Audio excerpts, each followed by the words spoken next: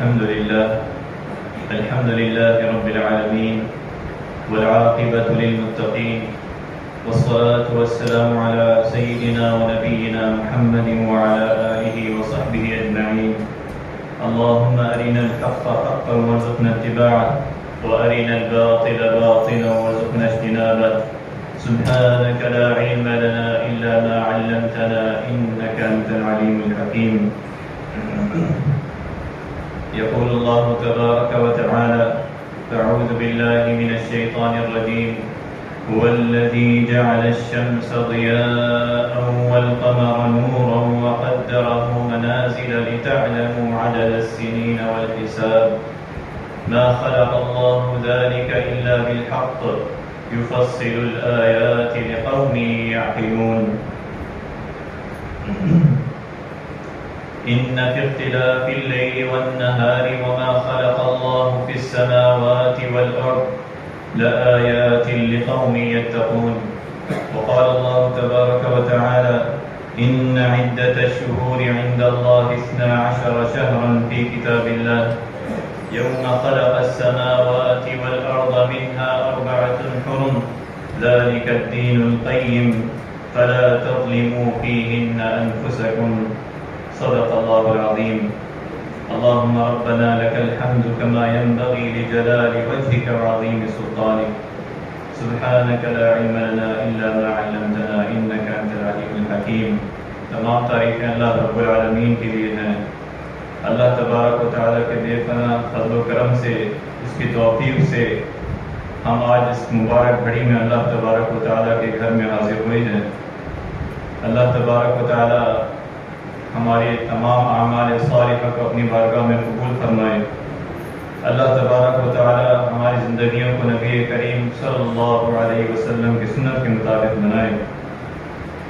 اللہ تبارک و تعالی نے اپنی کتاب قرآن مجید اور اپنے نبی علیہ الصلاۃ والسلام رحمۃ للعالمین کی اسوہ حسنہ میں ہماری اور آنے والی قیامت تک کے لوگوں کی کامیابی رکھی ہے. اور اللہ تبارک و تعالیٰ نے ہمیں دنیا کی زندگی میں اپنی بے پناہ نشانیاں دکھائیں کہ وہ کوئی جو اللہ تبارک و تعالیٰ نے ہمیں دنیا میں بھیجا وہ کوئی ذات ہے، وہ خالق ہے، وہ کریم ہے، وہ رحیم ہے، وہ رحمان و رحیم ہے. پوری کائنات اس کے علم و حکمت میں احاطے میں ہے. یہ دنوں کا آنا اور جانا، مہینوں کا آنا اور سال کا گزر جانا اور دوسرے سال کا آنا، یہ اللہ تبارک و تعالیٰ کی نشانیوں میں سے ہے.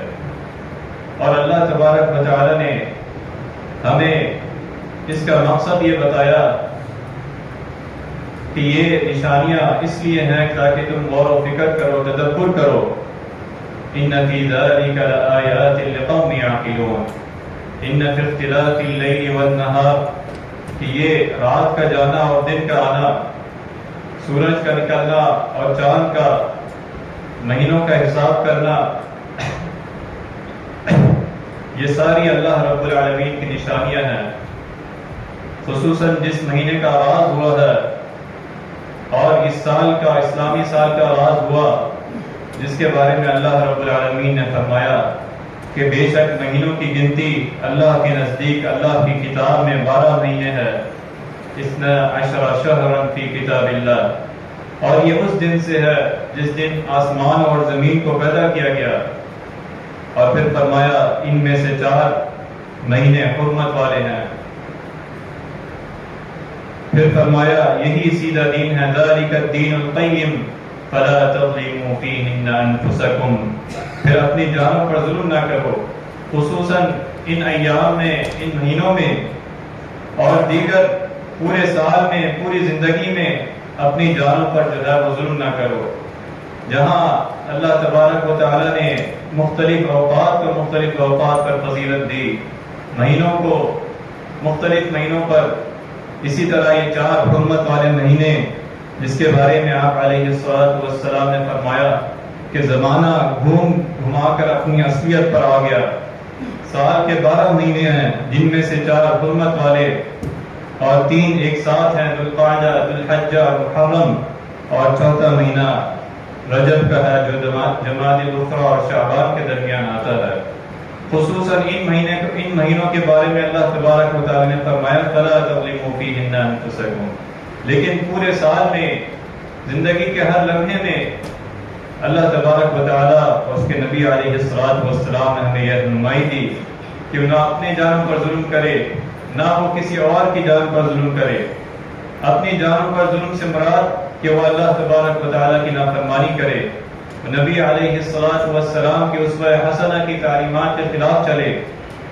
فرمایا کہ ظلم جو ہے ان الشرک لظلم عظیم, کہ وہ ایسا شرک ہے جو اللہ رب العالمین کے ساتھ کرے, اس کی صفات میں, اس کی الوہیت اور ربوبیت میں شرک کرے اس کا ساتھ, تو یہ اللہ تبارک و تعالیٰ کا ظلم عظیم ہے, جس کو اللہ تبارک و تعالیٰ نے قرآن مجید میں فرمایا ان الشرک لظلم عظیم. یہ ظلم جسے کسی صورت اللہ رب العالمین نہیں معاف کریں گے. اور دوسرا کہ وہ اللہ رب العالمین کی ادائیگی میں, فرائض کی ادائیگی میں, اس کے احکامات کی ادائیگی میں اس نے ظلم کیا, کوتاہی کی, تو یہ اللہ رب العالمین اور اس بندے کے درمیان ہے. اور تیسرا اس نے اس کی مخلوق کو جو ہے ایذا پہنچایا, ان کے اس پر ظلم کیا, تب بھی وہ اللہ تبارک و تعالی اسے معاف نہیں کریں گے جب تک وہ اس مخلوق سے, اس بندے سے جو ہے معافی نہ مانگ لے. تو یہ 4 مہینے حرمت والے اور پوری زندگی اللہ تبارک و تعالی اور نبی صلی اللہ علیہ وسلم نے یہ فرمایا کہ مسلمان تو ہے ہی وہ جس کے ہاتھ سے, جس کی زبان سے, اس کے وجود سے دوسرا مسلمان جو ہے وہ محفوظ رہے. اور اللہ تبارک و تعالی نے ہمیں یہ جو مہینہ اور یہ سال دیا ہے, اس سال کا آغاز حضرت عمر بن خطاب رضی اللہ عنہ کے مشورے سے, جس کو اسلامی سال کا, ہجرت کا سال کہا گیا. اور ہجرت کے بارے میں ہم سب جانتے ہیں کہ نبی علیہ السلام اور آپ کے صحابہ کرام رضی اللہ عنہم نے مکہ مکرمہ سے مدینہ منورہ ہجرت کی. ہجرت کے بارے میں فرمایا کہ اس کے معنی یہ ہے ہاجر القوم من دار الى دار, فلاں قوم نے ایک علاقے کو چھوڑ کر دوسرے علاقے میں چلے گئے. تو آپ علیہ السلام اور آپ کے صحابہ کرام رضی اللہ عنہم اجمعین نے مکہ مکرمہ سے مدینہ منورہ ہجرت کی. اور آپ علیہ السلام نے مزید فرمایا المہاجر من ہجر ما نہى اللہ عنہ, کہ مہاجر وہ ہے جس نے اللہ تبارک و تعالیٰ کی منع کردہ کاموں کو چھوڑ دیا, اللہ تبارک و تعالیٰ کی نافرمانی سے ہجرت کر دی. جو اللہ تبارک و تعالیٰ کی نافرمانی کی, اس کے ساتھ شرک کیا, وہ اسلام میں داخل ہو گیا, یا اس نے گناہوں کی زندگی گزاری اور وہ اللہ تبارک و تعالیٰ کی فرمانبرداری و اطاعت میں آ گیا. دونوں طرح کی ہجرت, ظاہری ہجرت اور باطنی ہجرت. باطنی ہجرت یہ کہ اس نے اپنی تمام نافرمانیوں کو اللہ تبارک و تعالیٰ سے جو روگردانی کی, اس سے اس نے ہجرت کی. اور ظاہری ہجرت یہ کہ اس نے اپنی زمین کو چھوڑا اللہ رب العالمین کے راستے, اس کی خاطر دوسری جگہ پر گیا. تو یہ دونوں قسم کی ہجرت کہ ترک وطن کرنا اور گناہ اور زیادتی کو چھوڑنا, دونوں طرح سے ہجرت کرنا, یا آپ علیہ السلام نے ہمیں رہنمائی فرمائی کہ مسلمان اور غیر مسلم جب وہ ہجرت کرتا ہے, جو مسلمان ہے وہ اپنے گناہوں سے توبہ کرتا ہے, وہ اپنی پچھلی زندگی, اپنے پچھلے دنوں سے, پچھلے سال سے اپنا تزکیہ کرتا ہے, اور آئندہ آنے والے سال کے لیے وہ اچھی اعمال صالحہ کا ارادہ کرتا ہے, وہ اللہ تبارک و تعالیٰ کی فرمانبرداری کا ارادہ کرتا ہے, وہ اللہ تبارک و تعالیٰ کی اطاعت و بندگی کا ارادہ کرتا ہے, اس کی طرف ہجرت کرتا ہے.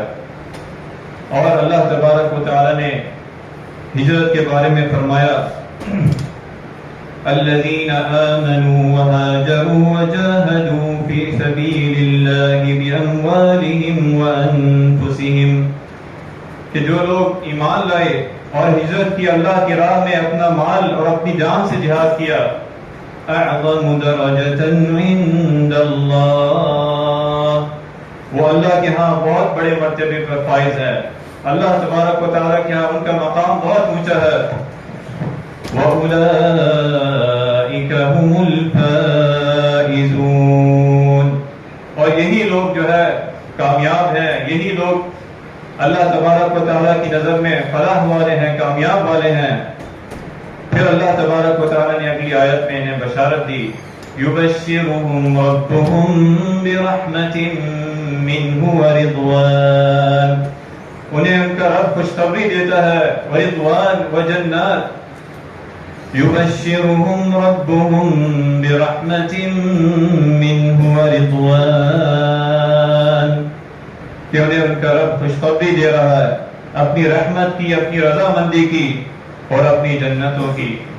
لہم فیہا نعیم مقیم، جہاں وہ ہمیشہ رہیں گے ان اعمال کے بدلے جو انہوں نے چھوڑے اللہ رب العالمین کی خاطر ہجرت کی۔ اور آپ علیہ السلام نے ہجرت کے بارے میں آپ علیہ السلام نے فضیلت اس کی اہمیت پر، جب ایک صحابی حضرت عمر بن العاص رضی اللہ عنہ آپ علیہ السلام کے پاس حاضر ہوئے اور اسلام کے لیے بیعت کرنا چاہے، اسلام قبول کرنا چاہا، تو اس موقع پر فرمایا کہ کیا اللہ تبارک و تعالیٰ میرے پچھلے گناہوں کو معاف کر دے گا؟ کیا یہ شرط کہ میں نے پچھلے جو گناہ کیے ہیں، اللہ تبارک و تعالیٰ کے ساتھ جو شرک کیا ہے؟ تو آپ علیہ السلام نے فرمایا، اما علمت ان الاسلام يهدم ما كان قبله، کیا تمہیں نہیں پتا کہ اسلام پچھلے گناہوں کو ختم کر دیتا ہے؟